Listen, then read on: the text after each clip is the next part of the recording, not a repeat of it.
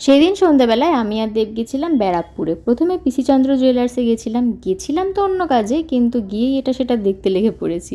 তারপর ওখান থেকে বেরিয়ে জুডিও গেছিলাম, কিন্তু গিয়ে দেখি জুডিও বন্ধ।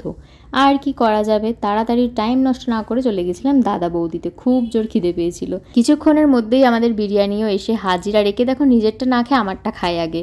আমিও তারপর জমিয়ে আলু দিয়ে মাটন দিয়ে দাদা বৌদি স্পেশাল চাটনি দিয়ে বিরিয়ানিটা খাচ্ছিলাম। মাটন বিরিয়ানিটাই বেশি ভালো লাগে আমার। আর লিভার ফ্রাই আমি আগেও খেয়েছি এখান থেকে, দেব প্রথম খেলো, বললো ভালোই লাগলো। আর আজকে আমাদের দুজনেরই নাল্লি পিস পড়েছিল। দেব দেখি ওটা জোগাড় করছে, আমরা আমারটাও করে দে ভাই। লিভার ফ্রাইটা পুরোটা খেতে পারিনি, প্যাক করিয়ে নিয়েছিলাম। আর দেবের এই জিরা মশলার গ্লাসটা এত ভালো লেগেছে, বাইরে বেরিয়ে আরেক বোতল ঢেলে আবার খেয়েছে ওটাতে। আজকে জুডিওর সামনে একটা বাচ্চা বলছিল রুটি তড়কা খাবে, দেব বললো ঠিক আছে চল, কোল্ড ড্রিঙ্কসটাও দিল। ও বললো স্টেশনে যাবে, আনলাম যে সামনেও তো দোকান আছে। তারপর কতবার বললাম, কিছুতেই গেল না, কি জানি ওর কী দাবি ছিল। যাই হোক চলো, ভিডিওটা ভালো লাগলে লাইক করে দিও, সাবস্ক্রাইব করে দিও। আজকের মতো টাটা।